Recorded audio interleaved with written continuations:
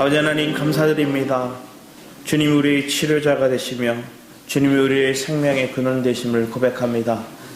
우리의 참 가치 되시는 그 주님을 우리가 발견하였다면 더 깊이 누리고 더 깊이 알고자 하는 그런 은혜의 삶에 우리가 거할 수 있는 귀한 믿음이 더하게 하여 주시옵소서.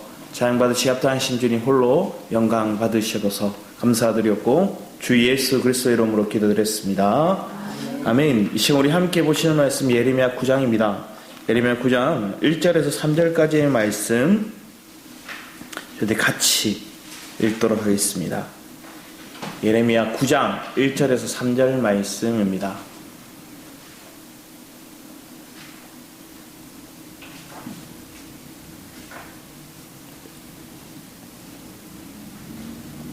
같이 읽겠습니다.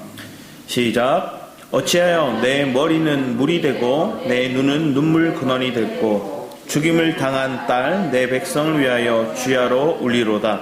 내가 강야에서 나그네가 머무를 곳을 얻는다면 내 백성을 떠나가리니 그들은 다 가늠하는 자여 반역한 자의 무리가 됨이로다. 여호와의 말씀이니라. 그들이 활을 당김같이 그들의 혀를 놀려 거짓을 말하며 그들이 이 땅에서 강성하나 진실하지 아니하고 악에서 악으로 진행하며 또 나를 알지 못하느니라. 아멘. 오늘 지난주에 이어서 이 시편의 장면들이 계속 이어지고 시편의 장면들이 이어지고 있는 장면 속에서 예레미야가 쓴 시죠. 근데 거기에 눈물이 담겨져 있어요. 거기에 아픔이 담겨져 있어요. 거기에 내 백성, 내 사랑한 딸아 얘기할 정도로 종기 여기고 있는 이 예루살렘, 이 유다가 회복되지 못하고 있는, 돌이키지 못하고 다시 치유받지 못하고 있는 그 아픔이 예레미야를 눈물 흘리게 만들었고 그 아픔을 하나님도 동일하게 아파하신다는 걸 계속해서 이어서 고백하고 있습니다. 어찌하면 내 머리는 물이 되고 내 눈은 눈물의 근원이 됐고, 그럼 계속 눈물로 범벅이 되어 있는 거죠. 죽임당한 딸 얘기하는 것들이 얼마나 소중히 여긴다는지를 얘기하는 거예요.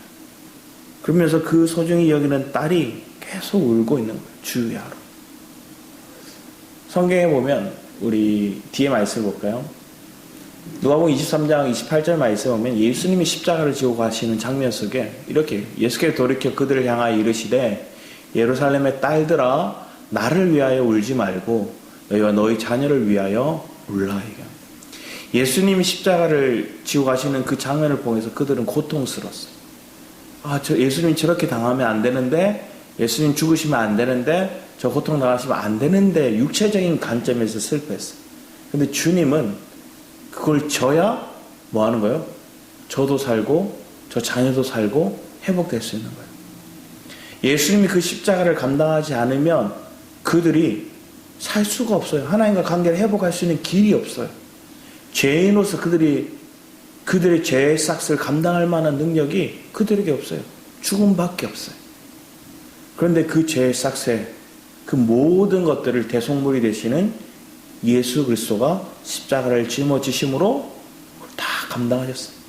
그러니까 그 너희 자녀들을 위해 울라 얘기하는 것들은 내가 너희들을 위해서 이 십자가를 짊어지고 감을 통해서 내가 너희들을 구원하고 또 너희 자녀들도 이 복음의 의미를 알아서 같이 이 마음을 알기로 오는 거예요. 우리의 삶에도 그래요. 본질을 발견하지 못하고 그냥 겉핥기식의 모습을 보면 그냥 어떻게 보면 어린아이가 장례를 치르고 있는데 뭐요? 울고 있지만 뭐요? 그 안에 진정 슬픔은 없어요. 그냥 장난치고 있는 거예요. 우리의 모습이 하나님 앞에 그럴 때가 많은 거예요. 신앙생활 하면서도 진실되이 주님 앞에 터여놓고 아버지 하나님의 그 마음을 알고 그 마음에 공감하고 우리가 동의하고 그 뜻에 우리가 함께 동참할 수 있는 길이 된다는 건 너무나 가치 있는 일이죠. 교회마다 매년 이게 표가 바뀌죠. 목표도 바뀌고 표도 바뀌고 막 그래요. 저희는 측량할 수 없는 그리스도의 풍성을 누리고 전하는 교회를 지금 시작부터 붙여서 지금까지 달려왔어요. 그래서 조금 뭐 빗바라기도 하고 디자인도 조금 노화되기도 했지만 그 메시지만큼은 계속해서 이어지고 있는 거예요.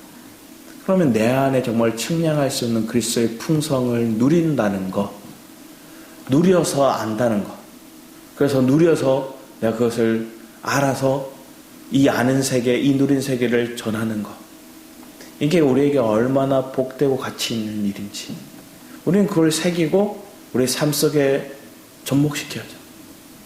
그런데 우리는 너무나 순간순간 매일매일 한 달, 1년 그걸 살기에 너무나 급급한 나머지 내 안에 진정 하나님 주시는 목표나 그 뜻을 잊어버릴 때가 많아요. 예수 믿는 것으로 끝나는 거예요. 교회 다니는 것으로 끝나는 거예요. 예배당 참석하고 봉사하는 것으로 끝나고 내가 나름 얼굴 도장 찍었어 하는 것으로 끝나는 거예요.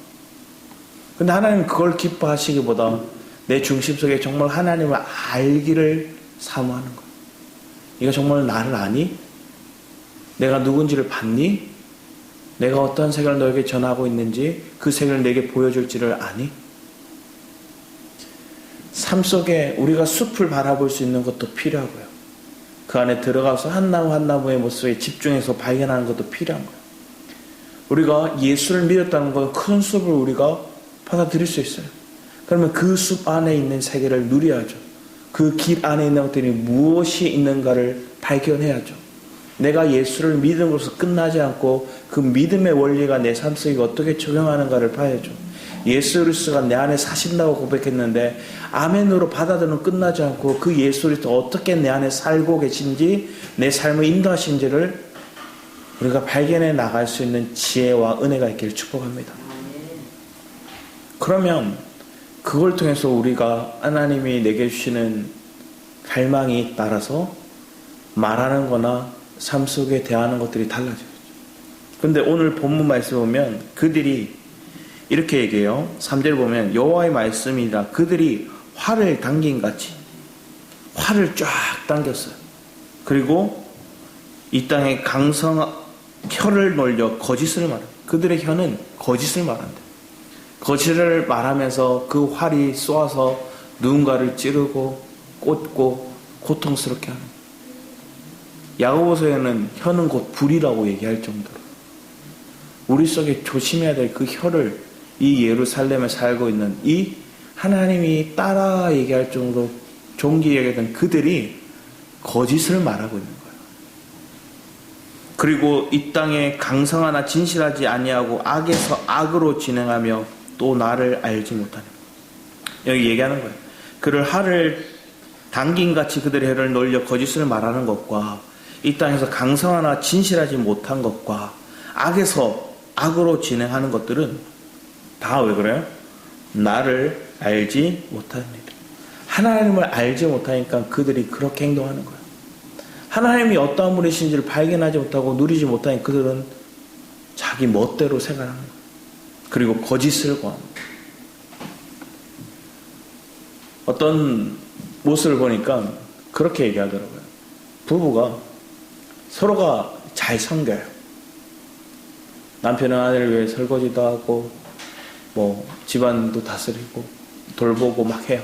자녀들도 막 케어해줘요. 아내도 아내 나름대로 막 자기 역할들을 감당하고 자기 더 힘들어서 정성껏 막 뭔가를 했어요. 자, 그런데 여기서 중요한 것들은 그거를 우리가 뭐 하기 원할까요? 서로가 자기가 알리는 거예요. 내가 이거 했고 저거 했고 알리는 거예요. 상대가 알아주기를 바라는 마음에서 한편에 하다가 그걸 알아주지 않으니까 뭐 할까요? 내가 그걸 얘기하는 거예요. 왜 그렇게 할까요? 부부 안에도 서로가 경쟁하고 있는 거예요. 서로 경쟁하다 보니까 그 안에서 서로의 모습이 뭘 할까요? 내가 조금 더 열심히 이 가정을 위해 헌신하고 있고 봉사하고 있고 이것도 했고 저것도 했고를 말하는 거예요. 그게 한편에서 우리가 화살을 당겨서 싸우는 것 같아요. 그러면 상대는 그걸로 인해서 뭘 느낄까요? 아, 이거 경쟁하자는 거구나. 나도 그러면 이거 했고 저거 했고 이런 일을 했고 내 시간을, 내 에너지를, 내 정성을 다 쏟았는데 이렇게 되면 뭐 할까요? 다툼이 일어나요. 우리가 보이지 않게 이런 모습들이 가정 안에 나타나더라고요. 그건 결국은 뭘까요? 참된 가정의 모습에 어떤 순기능이 발휘하고 있는 것들이 아니라 반면에 역기능이 발현하고 있는 거예요. 그 역기능으로 해서 뭐 할까요? 서로에 대해서 경쟁을 하고 있는 거예요. 가정은 경쟁하는 곳이 아닌데 서로가 더 치열하게 경쟁하고 내가 이것도 했고 내가 이것도 잘했고 내가 너보다 더 낫다고 이렇게 말하고 이렇게 행동하고 그러면 그 성김은 말짱도루묵이에요. 그 에너지를 쏟은 것들은 이거 알아달라고 얘기했던 것들은 결국 뭐 할까요? 자기를 위한 거예요. 상대를 위한 게 아니에요. 가정을 위한 게 아니에요.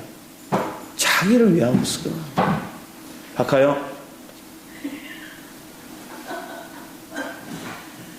그러면 우리는 그 안에서 잘못된 마음들, 서로가 다툼, 그 안에 어떤 경쟁 의식 속에서 결국은 자랑 아닌 자랑으로 이렇게 서로가 다투는 거예요. 그건 뭘까요? 몰라서 그런 거예요. 자신을 모르고요. 또 상대를 모르는 거예요. 어떤 프로에 또 그렇게 얘기를 하더라고요. 남편이 아내에게 하는 행동은 원래는 자기가 자기 모습에 하는 행동과 똑같대요.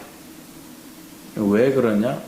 자기가 자기에게 편한 모습을 아내에게 똑같이 하는 거예요. 아내도 마찬가지죠. 자기가 자기를 바라보고 행동하는 모습이 아내에게 행동하는 거예요. 자기를 한편에서는 또 사랑하는 모습이 있고 자기를 존귀히 대하는 모습이 있으면 아내한테 그렇게 존귀히 대하는 모습이 있는 거예요. 그런데 어떤 일이 대부분의 오늘날 부모 세대들의 모습을 보면 자기를 별로 안 아껴요. 자기를 그냥 존귀히 여기지 않아요. 자기를 그냥 어떻게든 뭐 진흙통에 막 뒹굴러서라도 어떻게든 뭔가 좀 벌어내고 그냥 잘 먹이고 안정적인 삶 그것만이 전부라고 생각하는 모습 속에 살다 보니까 자기를 돌볼 줄을 몰라요. 그러다 보니까 뭐 할까요? 배우자도 못 돌봐요. 우리는 이런 모습을 실제적으로 발견해야 되는데 그게 모르더라고요. 그런데 주님 안에서 하나님을 알다 보면 이게 우리 안에 발견되어지는 것들이 있더라고요. 왜? 내 실체를 보게 되니까. 그러니까 입을 다물게 되죠. 자랑하려고 했던 거, 생색내려고 했던 거, 입을 다물게 되는 거예요. 왜 그럴까요? 나름 내 안에 있는 그 마음이 전달되든 안 되든 난 그 마음을 쏟는데 집중하면 돼요. 때를 얻든 안 얻든 지금 그 시기를 알든 모르든 내가 먼저 안 거를 그 사람들에게 뭐 하는 거예요? 그냥 흘러내고 있으면 저 사람은 아는 것과 사는 것이 일치되는 거예요. 그런데 아는 것과 사는 것이 일치가 되지 않으면 뭐 할까요? 이론은 알겠는데 화딱질이 나는 거예요. 그러면서 가정 안에서도 자녀에게도 막 불필요한 언어와 폭력과 그런 반응들이 우리에게서 나타납니다. 이게 우리의 옛사람의 모습이죠. 근데 이게 없을까요, 우리 안에 지금? 순간순간 나타나요. 좋다가도 어느 순간 꼴보기 싫은 게 하나만 나타나도 9가지 좋았는데 한 가지 꼴보기 나오면 그 한 가지 때문에 9가지 좋았던 게 하나도 기억나잖아요. 그럼 그거에 꽂혀 있는 거예요. 그러면서 많이 받으니까 그걸 받은 거에 대해서 감사를 못해요. 최근에 한 가지 이렇게 충격적인 걸 이렇게 보면서 마음이 뭉클했던 것들이 중에 한 가지가 뭐냐면 이름이 생각이 안 나는데 한 여성 소통하는 분 중에 한 분인데 이분이 그런 얘기를 하더라고요. 회사에 가서 뛰어난 인재, 뭐 팀장님인지 하여튼 높은 직위에 있는 사람을 만났어요. 근데 이 사람이 자기 실력은 굉장히 좋은데 밑에 부하 직원을 다루는 방법이 없는 거예요. 모르는 거예요. 왜? 자기만 뛰어나니까. 그러니까 쫓아오지 못하면 자기는 다 기준 미달인 거예요. 그래서 이분이 특단을 내려서 준 것들은 혹시나 이 직원들 중에서 칭찬할 만한 사람이 있는가 물어봤어요. 그랬더니 감사할 표현할 사람이 있는가 물어봤어요. 없대요. 그러면 여기 없다면 가정에서는 혹시나 감사할 사람이 있는가 물어봤대요. 없대요. 그럼 이제는 조금 더 멀리 갔어요. 그럼 과거에 당신이 살아오면서 감사했던 것들이 있는가 물어봤어요. 이분이 감시 쭉 하다가 순간 찰나에 지나가던 생각이, 어렸을 때 딸이 자기랑 함께 이렇게 손잡아주고 그네를 타고 같이 아이스크림 먹고 손잡고 했던 그 추억이 문득 떠오르면서 좋았던 기억으로, 감사할 생각으로 떠오른 거야. 그럼 그 감사한 내용들을 그 딸에게 보내봐야 돼. 급하게 딸에게 막 문자 써서 보냈어요. 근데 바로 보내자마자 일이 딱 사라졌어요. 일이 사라졌다는 건 뭐예요? 봤다는 거잖아요. 봤는데 그 강연이 끝날 때까지 아무런 답장이 안 왔어요. 그랬더니 이 사람이, 높은 지위에 있는 사람이 그 사람한테 회사 이런 거에만 좀 하지 왜 가정사까지 들춰내가지고 하냐고 막 따졌대요. 근데 몇 달이 지나고 나 그분을 다시 만나게 됐대. 만나게 돼서 그분이 문자를 이렇게 다시 보여주는데, 사흘 뒤에 딸이 문자를 보냈는데 긴 장문의 문자를 보냈더라. 근데 첫 제목이 제 마음 막 뭉클하더라고. 나를 살린 아빠에게, 이렇게 적혀있는 거예요. 이 딸이 우울증에 걸려 있었어요. 그리고 학교 생활도 제대로 못하고 방황하고 있는데 버스 정류장에 혼자 앉아서 내가 이렇게 살면 뭐하지 하고 죽음을 생각하고 있는데, 그 찰나에 그 문자가 탁 온 거예요. 그 문자를 보니까 그 어린 날에 그 추억이, 자기도 그때 아빠가 말했던 게 자기도 생각이 나더라고요. 그러면서 자기가 정말로 외롭고 우울증에 그런 고통 속에 있던 딸이 답장을 못하고 며칠 동안 있다가 긴 잠으로 아빠한테 쭉 외웠어. 그러면서 그 리더가 그분을 만나서 얘기한 거야. 왜 감사를 표현해야 되는지, 왜 타이밍이 중요한지 그에 대해서 나는 딸을 통해서 알게 되었다. 고맙다 얘기하면서 막 서로 울었대. 저도 첫 문장에 그게 너무 뭉클하더라고요. 나를 살린 아빠에게. 그 시간, 그 타이밍에 그 아빠가 다른 게 아니라 그 딸에 대한 감사의 기억들, 추억들이 탁 떠올라서 그걸 탁 보냈더니 그게 진실된 거잖아요. 그건 가짜가 아니에요. 그건 같이 누렸던 진짜인 거예요. 그러면 가정 안에서도, 우리의 삶 안에서도 그냥 우리는 형식적으로 서로를 위로하고, 형식적으로 칭찬하고, 형식적으로 서로에게 안부를 물을 때가 많은데, 진정으로 감사를 표현할 수 있고, 진정으로 그 타이밍에 우리가 느꼈던 그 감정을 같이 느낄 수 있는 그런 공동체가 되어 간다는, 그것이 기쁜 거죠. 그게 가정이 되고 그게 교회가 되기를 축복해야 돼요. 근데 그게 그리스도 안에서 회복될 수 있는 길인데, 오늘 하나님은 그런 세계 속에서 우리가 참된 게 뭔가를 발견하길 원하는데 이들은 그걸 놓치고 있는 거예요. 하나님 진정한 사랑의 의미를 놓치고 있는 거예요. 그 사랑의 의미를 놓치고 있으니까 하나님은 뭐 할까요? 오래 참으셨어요. 그래 몇 번이고 그들을 용서했어요. 한마디로 말하면 자녀가 있는데 말썽을 부려요. 계속 구치소에, 유치장에 막 갇히는 거예요.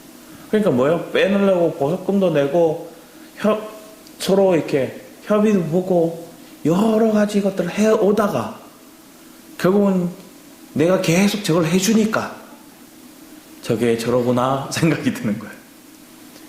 내가 정말로 보석금도 안 내주고 면회도 안 가고 어느 기간 동안 저가 깨달을 때까지 아무도 나를 돕는 이 없구나. 그때 나를 무조건 돕는다고 생각했던, 나를 무조건 꺼내줄 거라 생각했던 그 생각들이 깨져야 되는 거예요. 그러니까 뭐 하는 거예요? 주님이 손을 놔버리는 거예요. 만군의 여호와가 무조건 내 편이라 나를 이기고 나를 지키고 나를 보호할 거라 생각했는데 그 만군의 여호와가 계속 말 안 듣고 자꾸만 하니까 그럼 나 너의 만군의 여호와가 아니라 적군의 만군의 여호와가 될게 하고 가버리시는 거예요. 그랬더니 그런 하나님 아니야. 무조건 우리 편이야. 무조건 나 지켜줄 거야. 무조건이야. 하나님은 무조건이 아닌 거. 왜?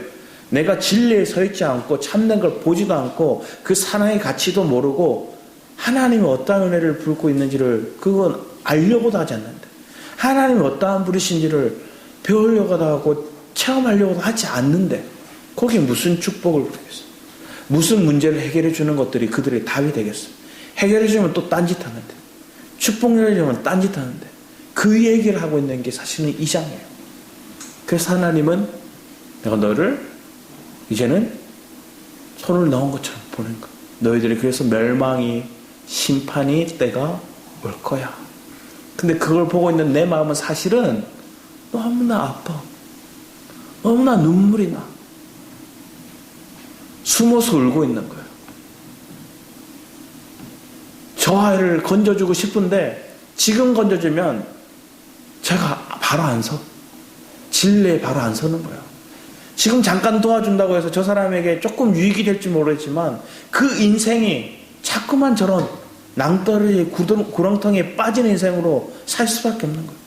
어떻게 그들을 건져 그들의 참된 길을 갈 수 있도록, 그러기 위해서는 모른 채 하고 때로는 멸망의 심판에 그들이 다가와야 돼요. 그 마음을 주님께서는 지금 아픈 마음으로 전하고 있고, 이 마음을 아는 사람은 사실은 지금 예레미야밖에 없는 거예요. 얘기했더니 또 나를 알지 못하느니라. 또 나를 알지 못하느니라. 그분을 알지 못하니까 거짓을 말하고 속고 악에 거하고 이런 거예요. 그러면서 뒤에 말씀 보면 너희는 각기 이웃을 조심하며 어떤 형제든지 믿지만, 서로가 가족끼리도 형제끼리도 이웃끼리도 믿을 상대가 없는 거예요. 왜? 하나님을 알지 못하니까. 하나님을 알지 못한 사람은 믿을 대상이 못 된다는 걸 얘기하고 있는 거예요. 이웃마다 다니며 비방함이라. 그들은 각기 이웃을 속이며 진실을 말하지 않으며 그들의 혀로 거짓말하기를 가르치며 악을 행하기에 지치거늘 내가 사는 곳이 속이는 일 가운데 있도다. 그들이 속이는 일로 말미암아 나를 알기를 싫어합니다. 얘기하죠. 속이는 일에 거하니까 진리를 알고 싶지 않은 거야. 빛이 거하기 원치 않는 거야. 하나님을 알고 싶은 마음이 전혀 생기지 않는 거야. 7절부터 보면 그러므로 만군의 여호와께서 이와 같이 말씀하시되 보라 내가 내 딸 백성을 어떻게 처치할고 그들을 녹이고 연날 이래 얘기합니다. 내 딸이지만 내가 저들을 연날하리라. 풀무불 가운데 던져놓으리라. 저들 속에 있는 불순물을 제거하리라. 제거하기 위해서 고난이 그들 인생의 불티와 같이 있을지다. 그 인생이 거꾸로 가는 걸 경험할 거다. 그러면 이런 인생을 예루살렘만 당했구나, 유다만 당했구나 이렇게 생각하면 여러분 성경을 제대로 안 읽는 거예요. 아이고 불쌍하다 이렇게 하면 이게 나였거든요. 이게 우리였거든요. 하나님 내가 어이없고 하나님 이게 나였는데 이렇게 봐야 돼요. 그들의 혀는 죽이는 화살이라 거짓을 계속 얘기하는 거예요. 우리가 거짓을 말하고 죽이는 화살을 쏘는 그런 인생을 살았다는 거예요. 내 가족에게, 내 이웃에게, 내 직장 사람들에게. 그런지도 모르고 살았던 거예요. 서로 경쟁하고 서로가 진리를 알지 못하니까. 그래서 하나님은 나를 알면 이 실체를 알게 되고, 나를 발견하면 네가 여기서 건져내는 거야. 그래서 참된 말을 하고 거짓의 말을 하지 않고 살리는 말을 할 거야. 죽이는 말. 가정에서 앞에 얘기했듯이 그 아버지가 살리는 문자 하나 때문에 진짜 딸을 살렸잖아요. 사실은 그 딸이 그런 우울증에 빠지는 것들을 보면 배우에는 아버지가 그렇게 했겠죠. 왜? 인생에 감사할 사람이 없다는데, 지금도 없고 가정에도 없다는데, 그래서 추려해서 과거에 있던 거 끄집어내서 어쩔 수 없이 했는데 그 말에 놀라운 힘이 있더라고요. 그러면 오늘날 우리의 삶에도 그런 거예요. 살리는 말을 할 수 있는 가정, 살리는 말을 할 수 있는 교회, 살리는 말을 할 수 있는 이 민족이 된다면 이 세대가 바뀌겠죠. 근데 너무나 쉽게 죽이는 말을 너무 많이 해요. 목회자들이 제일 많이 해요. 원망하고 판단하고 막 지적하고. 그 왜 그럴까요? 목회자들도 하나님을 몰라서 그럴 거예요. 나를 알라 아주 주님 뒤에서 얘기하고 계신 거예요. 어이할고. 그럼 하나님 저 사람을 세우고 쓰고자 하면 연단하시겠죠. 그럼 하나님 버려두시면 그대로 놔두겠죠. 근데 우리를 다루셨다는 건 하나님 우리를 사랑하셨다는 거예요. 그럼 뒤에 쭉 얘기를 하면서 10절에 내가 산들을 위하여 울며 부르짖으며 강야 목장을 위하여 슬퍼하나니 이는 그것들이 불에 탔으므로 지나는 자가 없으며 거기서 가축 소리가 들리지 아니하며 공중의 새도 짐승도 다 도망하여 없어졌습니다. 내가 예루살렘을 무더기로 만들며 승냥이 굴이 되게 하였겠고 유다의 성읍들을 황폐하게 하여 주민이 없게 하세요. 이게 하나님의 연단인 거예요. 그들이 결국은 저 대적이 그들을 둘러싸고 패배하고 끌려가고 그 예루살렘 터전은 다 불에 타고 무너지고 황폐해지는 그 장면들을 보게 하는 거예요. 그런데 하나님 놀라운 사실은 돌아오게 하신대요. 그렇게 했지만 돌아오게 하신대요. 12절 같이 한번 읽어보겠습니다. 시작. 지혜가 있어서 이 일을 깨달을 만한 자가 누구며 여호와 입의 말씀을 받아서 선포할 자가 누구인고 이 땅이 어찌하여 멸망하여 강야같이 불타서 지나가는 자가 없게 되었느냐. 이걸 전할 사람 사실은 예레미야밖에 지금 없었어요. 그럼 오늘날의 예레미야는 누구인가? 우리 가정, 우리의 교회 예레미야는 누구인가? 우리의 삶 속에 황폐해지고 있는 걸 보면서 이 상황 속에서 우리가 끼어서 하나님을 알도록, 하나님을 발견하도록 전할 수 있는 사람이 누구인가? 거짓에 속지 않는, 거짓 평안에 마음이 뺏기지 않는 것, 하나님이 무조건 우리를 살린다, 보호한다는 거짓에 속지 않는 것, 하나님이 우리 편이다. 근데 하나님은 우리가 하나님을 알지 못하고 하나님을 누리지 못하면 하나님 우리 편이 아닌데 왜 그럴까요? 진짜 하나님 우리 편이 되기 위해서 우리에게 누가 가치 있는지를 발견할 수 있는 훈련을 하시더라고요. 그런 내용들이 쭉 이어지는 거예요. 왜 그럴까요? 그들의 마음이 완악하다는 거예요. 그들이 우상 숭배를 했다는 거예요. 그들이 거짓 것들을 사랑하고 따랐다는 거예요. 이게 이 시대의 모습이었고, 딴 시대 얘기하는 게 아니고 오늘날 우리의 교회를 바라볼 때, 한국 교회를 바라볼 때 우리는 아파야 될 모습들이 여기에 있는 거예요. 거짓을 사람들이 맹신하는 거예요. 거짓을 아멘 하는 거예요. 거짓을 모은 돈을 들고 가서 싸매고 가서 갖다 바치면서 그렇게 하고 있는 거예요. 그게 정의를 이루는 것처럼 생각하는 거예요. 그게 하나님 뜻을 이루는 것은 왜? 그걸 하나님을 알지 못하는 하나님의 선지자라고 하고 하나님의 목회자라고 하는 그들이 그렇게 전하고 있거든요. 오늘 우리는 나부터 먼저 깨닫기 원하고 나부터 먼저 세워지기를 기뻐하고 주님 앞에 마음을 드려요. 예레미야 9장을 쭉 묵상하면서 하나님 정말로 그러면 나를 볼 때 오늘 우리의 교회를 볼 때는 어떤 마음이실까를 생각하는 거예요. 하나님이 우리를 보고 아파하고 울고 계시지 않을까? 하나님이 더 손대기 싫은데 정말로 손대기 싫은데 어쩔 수 없이 저가 깨달으려면 만군의 여호와가 내 편이 아닐 때가 있는데 그럼 그 장면 속에서 아버지는 그 딸을 향한 마음이 더 애타는 거예요. 그 마음을 알고 전하는 사람이 한 사람밖에 이 시대에 없었어요. 그게 예레미야였어요. 뒤에 보면 18절 말씀에 보면 이는 시온에서 통곡하는 소리가 들리기를 우리가 아주 망하였구나, 우리가 크게 부끄러움을 당하였구나, 우리가 그 땅을 떠난 것은 그들이 우리 거처를 헐었음이로다 하미라. 거처가 헐어지고 내가 거처를 고할 것도 없는, 누울 자리조차 없는 그런 황폐한 지경이 지금 이 땅 가운데 나타나는 거예요. 21절 무릇 사망이 우리 창문을 통하여 넘어들어오면 시적인 표현이죠. 사망이 저 창문을 통해 들어오고 있는 게 보이는 거예요. 저들이 결국 그 말의 의미를 뭘까요? 내게 죽음이 임박했구나. 내게 사망이 임박했구나. 그런 고통을 표하고 있는 거예요. 그런데 우리는 여기서 이 사망을 우리는 제대로 인식해야죠.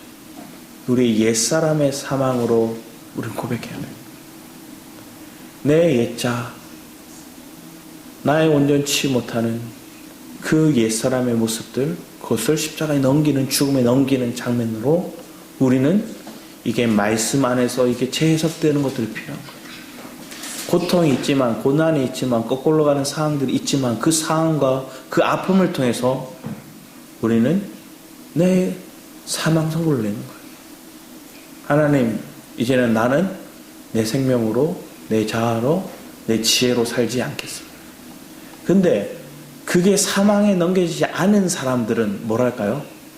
자기 옛 사람을 통해서 조금이라도 잘난 게 있으면 뭐 하려고 들까요? 그렇게 자랑을 하는 거예요. 사실은 별거 아닌데 어떤 사람은 자기 가문을 막 자랑해요. 자기가 지금 상관없어. 박하영 오늘 왜 그래요? 막 자랑하는 거예요.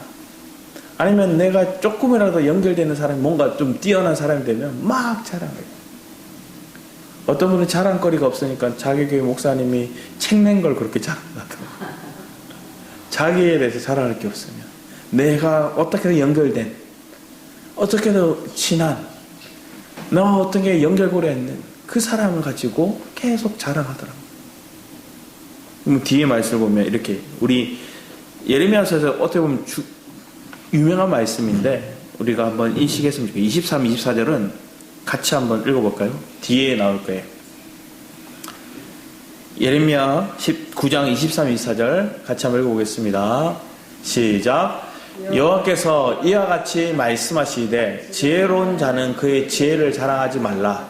용사는 그의 용맹을 자랑하지 말라. 부자는 그의 부함을 자랑하지 말라. 자랑하는 자는 이것으로 자랑할지니 곧 명천이라 나를 아는 것과 나 여호와는 사랑과 정의와 공의를 땅에 행하는 자인 줄을 깨닫는 것이라.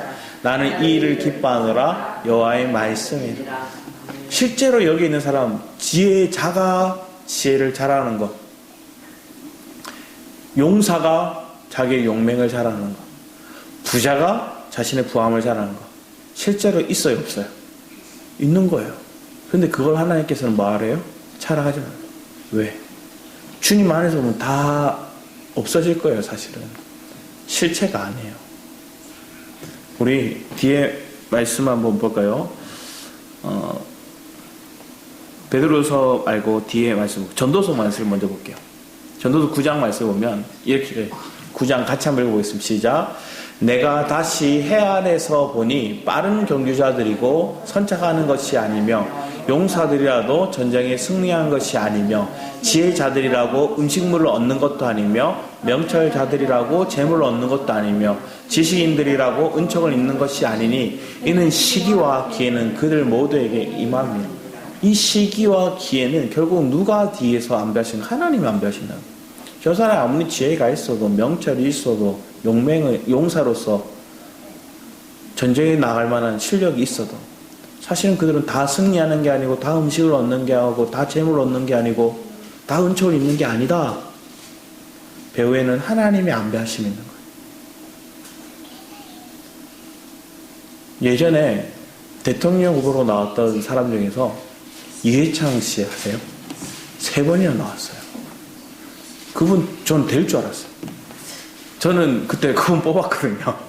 지금 생각해보면 잘 모를 때, 아무것도 모를 때 처음으로 대통령 선거를 이제 뽑게 됐던 거였어요. 투표를 처음 하는데 잘 모르니까 주변에서 얘기하는 말 듣고 그래서 뽑았어요.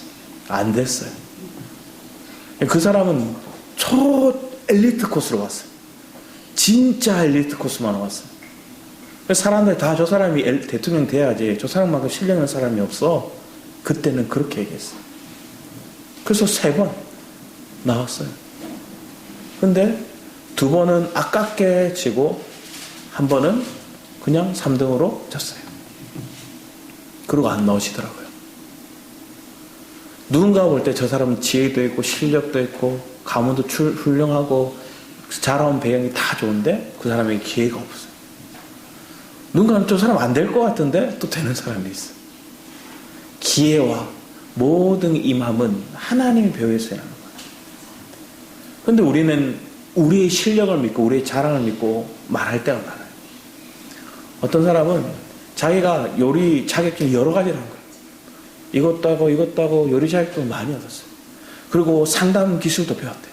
그러면서 얘기하는 게 뭘까요? 나는 좋은 엄마, 좋은 아내가 될 거야. 되었을까요? 아는 게 많으니까 뭐 할까요? 따지는 게 많은 거예요. 자기가 배운 게 많으니까 기준이 너무 많은 거예요. 그 기준에 딱 안 맞으니까 뭐 하는 거예요? 다 쏘아붙이듯이 얘기하는 거예요. 우리는 속지 말아야 될 게 내 안에 정말로 가짜가 너무 많아요. 한 목회자 사모님인데 그분이 상담 쪽으로 이렇게 연구하다가 심리 쪽으로 공부하러 가셨대요. 대학원을 가셨대요. 그랬는데 가서 대학원생들을 봤더니 거기에 있는 교육받고 있는 이제 심리 쪽으로 이제 뭐 의사가 되든 박사가 되든 뭔가 치료를 하든 그걸 준비하고 있는 사람들이 치료받을 대상처럼 다 보이더래요. 그들이 온전해서 저 사람이 건강해서 온 게 아니라 그들도 치료받기 위해서 갔다가 거기서 배움이 점점 깊어지는 모습도 있고 아니면 배움이 끝났으니까 돈벌이 수단으로 그냥 자기는 치료되지 못한 채 그냥 배운 것만 이렇게 얼버무리고 있는 거예요. 우리의 삶은 그 사람의 실체를 정말로 주님 은혜 안에서 다시 재해석하지 않으면 다 사실은 자랑할 만한 게 없어요. 그래서 오늘 본문 말씀에도 얘기했듯 24절 말씀에도 그랬지 자랑할지니 이것을 자랑하는데 명철하여 나를 아는 것. 명철도 주님 주시는 거예요. 하나님을 아는 명철을 우리에게 주시는 거예요. 내가 뭘 선택해야 되는지를 아는 거예요. 밝아지는 거예요. 내가 어둠이 뭐고 빛이 뭔지 밝아지는 것들. 그래서 그리스도를 선택하는 것. 오늘날로 얘기하면 그리스도를 알고자 선택하는 것들. 믿음을 붙잡고자 하는 것들. 생명이 뭔지 지식이 뭔지를 다 분간할 수 있는지. 그냥 이론적으로는 다 분간이 안 되는데 내 안에 그냥 먹고 말씀을 듣고 아멘 아멘 하고 살다 보니까 저절로 구분이 되더라고요. 저러면 안 되는데 저거 내가 바른 노선이 아닌데 느껴져서 가고 싶지도 않게 되는 거예요. 한편의 마음에 저게 좋아 보이긴 하나 그걸 선택하지는 않는 거예요. 그런 실력들이 우리가 믿음 안에 세워지고 자라가는 것들이 필요합니다. 그게 하나님이 부으시는 우리에게 은혜고 하나님 우리에게 주시는 그런 주님을 선택할 수 있는 능력입니다. 우리 앞에 말씀을 볼까요? 베드로서 말씀을 볼게요. 베드로서 3장 17, 19절 말씀 보면 이렇게 읽겠어요. 그러므로 사랑하는 자들아 너희가 이것을 미리 알았은즉 무법한 자들의 미혹에 이끌려 너희가 굳센 데서 떨어질까 삼가라. 오직 우리 주 곧 구주 예수 그리스도의 은혜와 그를 아는 지식에서 자라가라. 영광이 이제와 영원한 날까지 그에게 있을지어다. 여러분 오늘 말씀을 생각해 보는 거예요. 오늘 내가 그리스도를 아는 것에 그 지식을 잘하고 있는가를 발견하는 거예요. 우리 베드로후서 말씀에 오면 그 앞장에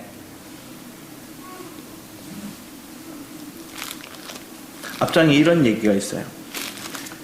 2장 말씀을 보면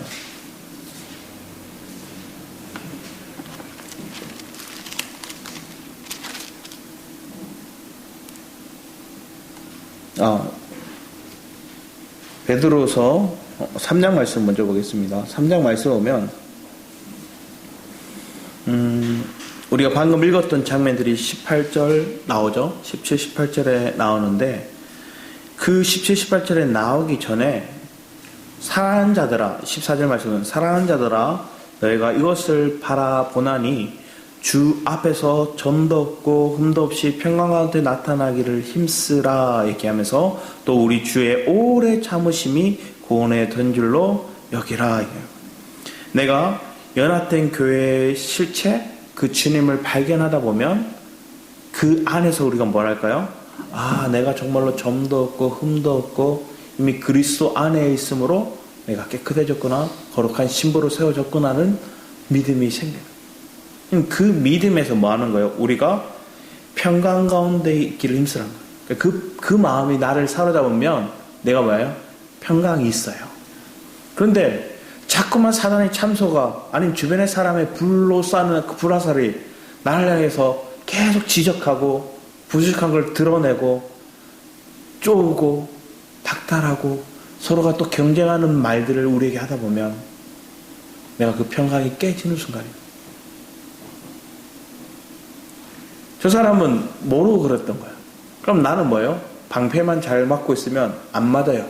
그럼 내가 평강을 지킬 수가 있어요.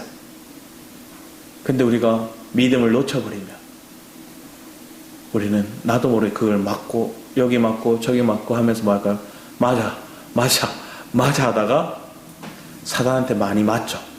그러면서 고통스러워서 그럼 내 안에 평강이 깨지는 거야. 그러면 저 배우의 세력들, 속이는 자들의 말이 내가 하나님 아는 지식을 다 헛것처럼 느끼게 만들어요. 어느 순간 믿음에 자라오다가, 신앙생활하고 믿음에 오다가 어느 순간 내가 뭐하고 있지 하는 생각이 들 때가 와요. 그건 나쁜 건 아니에요. 그걸 통해서 우리는 하나님 나를 또 단련해 가시는 거예요. 왜? 내가 뭘 선택하는지 보고 계시는 거예요. 내가 갈등하는 그 위치, 내가 붙잡을 만이 없다고 생각이 드는 그런 환경, 그러면서 내 배우의 느낌, 감정, 어떤 환경의 요소, 보이는 세계로 내가 믿음을 선택하는 게 아니라 보이지 않는 세계 속에서 하나님의 말씀을 실체로 붙잡는 능력을 우리가 실체화시키는 과정으로 이끌어갔습니다. 그게 교회 안에서 하나님을 아는 지식이 강화되는 가장 큰 방법이더라고요. 그럼 하나를 딱 붙잡으면 언제 그러냐는데 또 은혜가 막 넘쳐요. 은혜가 없다고 생각했는데 사실은 은혜가 없었던 게 아니었어요. 힘이 없다고 생각했는데 힘이 없었던 게 아니었어요. 다시 샘솟는 그런 원동력을 하나님 또 주셔요. 그러면서 누군가 이걸 딱 하면 그 원동력의 힘을 딱 받아서 말하는 거예요. 가면서 또 처져 있는 사람을 뒤에서 받쳐주고 딱 밀어줘요. 내가 저 사람의 마중물이 되어주는 거예요. 옛날에 우물 팔 때 뭐예요? 아무리 이렇게 해도 물 안 오잖아요. 뭐가 필요해요? 마중물을 부어야 이렇게 하면 물이 펌프에서 꾹 올라오더라고요. 요즘 시대에 얘기하면 그런 호랑이 담배 피던 시절 얘기를 하냐고 얘기하겠지만 우리 삶에도 은혜의 원리 속에서 우리는 아직 미흡하기에 그럴 때가 있더라고요. 내가 파 하고 샘솟지 않는 이상 누군가가 마중물을 우리에게 딱 부어주더라고요. 그럼 또 그것에 열심히 하다 보면 또 올라와요. 그 열심이라는 건 어떤 열심을 얘기하면 내가 뭔가 막 애써서 하나님한테 자랑하려고 하는 게 아니라 하나님이 아니면 안 된다는 간절함을 열심입니다. 하나님 아니면 내가 길이 없다는 그 마음을 드리는 거예요. 오늘 우리 교회가 그런 가정 속에서 지금까지 때로 마중물이 타고면 또 올라왔다가 또 이렇게 어느덧 또 내려가는 걸 쫓아보면 또 올라갔다가 결국은 이 가정을 통해서 하나님은 우리에게 실체를 분명하게 선택할 수 있는 무엇이 진짜인지 무엇이 붙잡아야 될 것들인지를 알게 하시는 은혜가 있을 줄 믿습니다. 그게 한 사람, 그게 두 사람, 그게 세 사람, 그게 네 사람, 10사람만 돼도 우리에게 놀라운 실력이 또 그걸 통한 놀라운 하나님의 역사가 나타날 줄 믿습니다. 하나님이 이런 은혜를 우리에게 주시는 이유는 뭘까요? 하나님 이제 나이도 이제 많이 들었고 내가 신앙생활도 오래 했고 이제 뭐 조금 편하게 그렇게 아니라는 거야. 하나님은 우리의 달려갈 길을 마치려 하며 내가 그 믿음의 실체를 붙잡고 지켰다는 거, 살았다는 거, 그것을 붙잡았다는 걸 우리의 삶으로 나타내고 하는 거예요. 그래서 하나님 아는 지식이 과거의 것들을 끝나는 인생이 아니라 매일마다 새로워질 수 있는 교회가 되는 게 진짜 복된 교회예요. 그게 우리의 교회가 될 줄 믿습니다.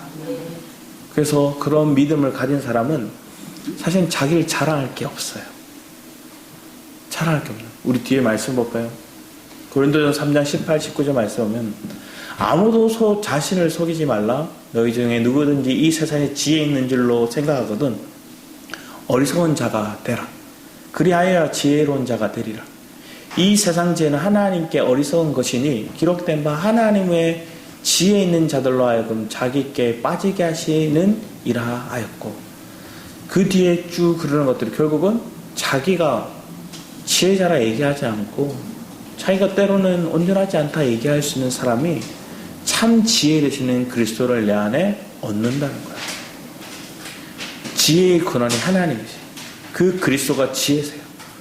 그럼 내 인생 가운데 내가 지혜자가 되고 싶으면 그분이 나의 인생을 살면 내가 지혜자가 되는 거예요.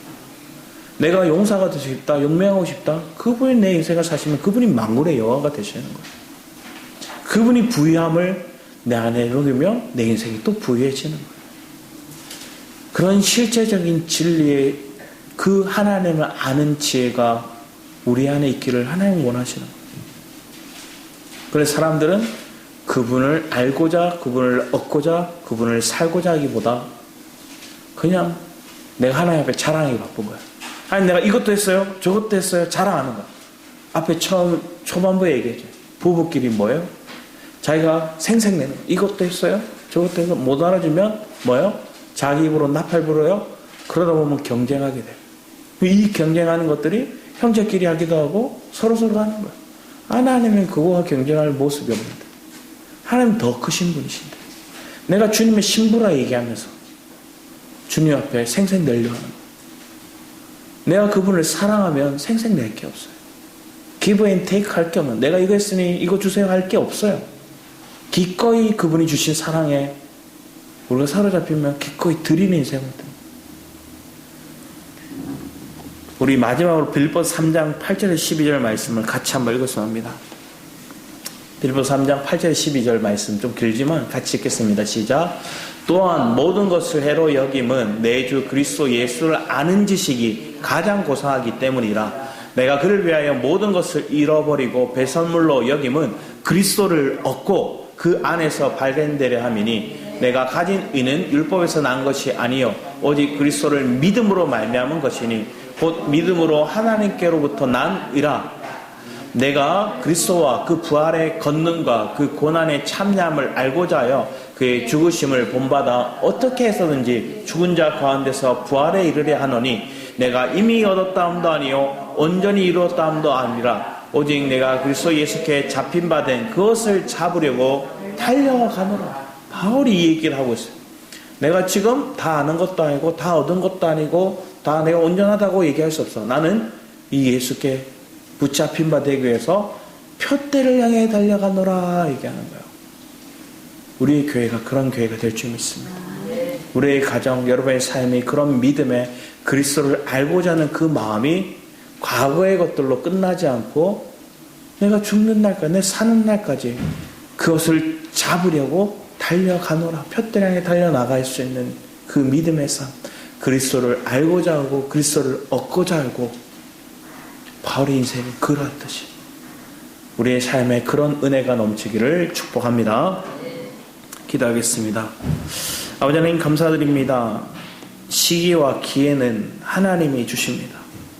오직 예수 그리스도를 아는 지혜, 그래서 우리가 자랑할 것이 없는 것들을 봅니다.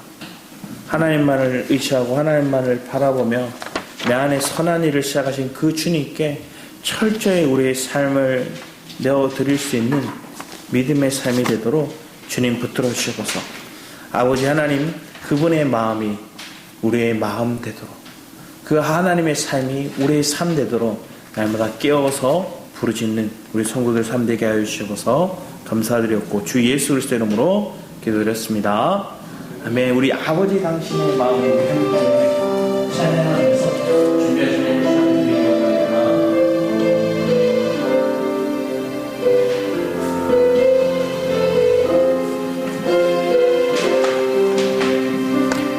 아버지 당신의 마음이 있는 곳에 나의 마음이 있기를 원해요. 아버지 당신의 눈물이 보인 곳에 나의 눈물이 보이길 원해요. 아버지 당신이 바라보는 영혼에게 나의 두 눈이 향하길 원해요. 아버지 당신이 있는 어두운 땅에 나의 두 발이 향하길 원해요. 나의 마음이 아버지의 마음만아 내 모든 뜻 아버지의 뜻이 될 수 있기를 나의 온몸이 아버지의 마음만아 내 모든 삶 당신의 삶 되기를. 우리 다시 한번 아버지 당신의 마음이 있는 곳에 나의 마음이 있기를 원해요. 아버지 당신의 눈물이 보인 곳에 나의 눈물이 보이길 원해요.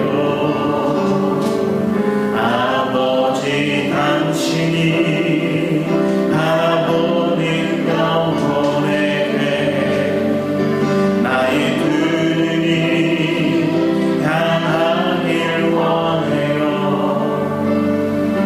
아버지 당신이 울고 있는 어두운 땅에 나의 두 발이 향하길 원해요. 나의 마음이 아버지의 마음만아 내 모든 뜻 아버지의 뜻이 될 수 있기를 나의 온몸이 아버지의 마음만아 내 모든 삶 당신의 삶 되기를. 나의 마음이 아버지의 마음만아 내 모든 뜻 아버지의 뜻이 될 수 있기를 나의 온몸이 아버지의 마음만아 내 모든 삶 당신의 삶 되기를. 내 모든 삶 당신의 삶 되기를. 이제 우리 함께 기도하기 원합니다. 제가 말씀을 전했다고 제가 이 말씀을 다 알고 다 사는 건 아니에요. 저 역시도 부족함이 있고 이 마음을 통해서 나에게도 주시는 메시지입니다. 하나님, 그 눈물이, 그 마음이 내 가정에, 내 교회, 내 민족에, 내 삶에 터져내 있기를 갈망합니다. 그리고 그런 실제적인 삶을 살고자 하나님 옆에 더 간절히 나아가는 은혜가, 그리고 하나님을 알고자 하는 그 간절함이, 그 하나님을 아는 지식에 마음을 드리는 그 교회가 우리의 교회가 되기를 사모합니다. 그런 마음으로 우리 함께 주를 창하며 기도하며 나오도록 하겠습니다. 아버지 하나님 감사드립니다. 온전히 주만을 사모합니다. 주만을 우리가 믿음으로 선포합니다. 내 안에 살아계신